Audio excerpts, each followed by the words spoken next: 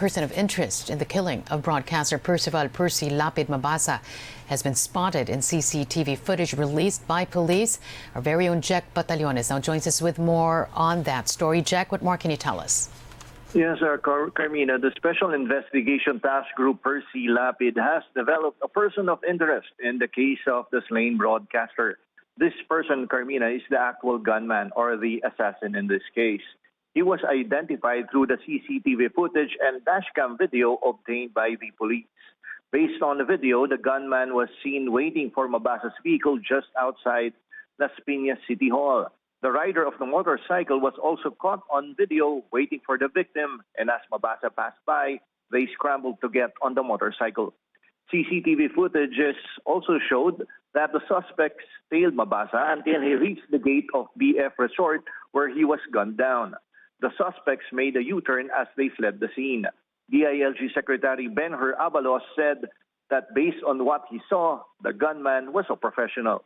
The investigators also noted that the suspects probably studied the usual route of Mabasa and that the entrance gate going to BF Resort was their best opportunity to ambush Mabasa. They also went through the cell phone of Mabasa, but according to the SITG, they saw no information relevant to the case. The PNP released a poster of the gunman, and a 1.5 million reward was offered to those who can give any information that would lead to the identification of the suspects. Meanwhile, to preempt a similar event to happen in the future, the NCRPO directed all district directors and chiefs of police to initiate a dialogue to all journalists, broadcasters, and media practitioners in their respective areas to determine imminent threats, if any, and address their security concerns accordingly. Carmina. All right, Jack, just one question for you. Do we have anything on the security guards who were supposed to be manning their posts, yet they were missing at the time of or when the crime happened? Well, actually, Carmina, we asked that about the witnesses. Then they told us, they gathered yung mga salaysay na, mga security guards. Another thing to note, Carmina, we were actually trying to ask whether may motive na dito sa crime na to, dito sa shooting na to.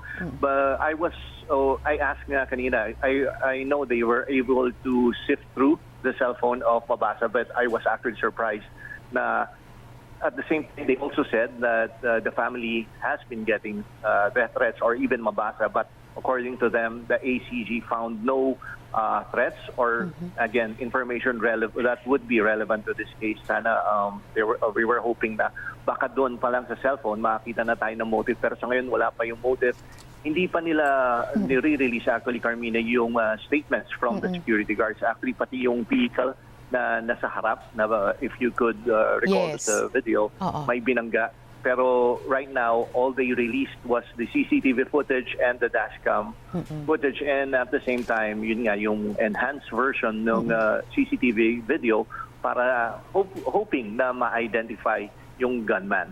Pero nakausap na nila yung mga security guards? Yes, actually sinabi na nag-gather na sila na statements from the security guards. Yun yung sabi sa atin, and at the same time mga kaanak and possible witnesses dito sa case. Pero hindi pa nila ni-release for media. Okay, we're gonna have to leave it at that. Jack Batallones there joining us on the line. Thanks, Jack. Take care and keep safe. The Education Department lists accomplishments made under the watch of Vice President Sara Duterte as the Marcos administration marks its first 100 days. ABS-CBN's Ara Perez now joins us with an update. Ara, over to you.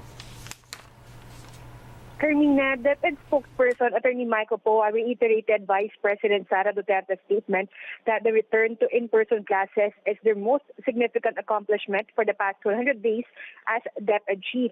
According to Poa, important policies were passed for the safe return to physical classes of students. Nung suspension of classes na guidelines para po hindi na malito ang ating mga learners at hindi na malagay sa alanganin. Kumbaga, ayaw talaga natin, ang layunin niyan ay yung kaligtasan ng ating learners. Ayaw natin na pumapasok na yung learners sa school, biglang magsususpindi ng klase at mahirapan lang umuwi. And lastly, meron nga po tayong Department Order number 39, which is the latest health guidelines din po, para rin po talagang mapursigi natin na at ma-secure yung ating mga learners sa schools in terms of yung safety, public health protocol, para po maiwasan yung surge ng COVID cases. Also under DO 39, teachers are entitled to excused absences with pay if they test positive for COVID, exhibit symptoms, or are identified as close contacts.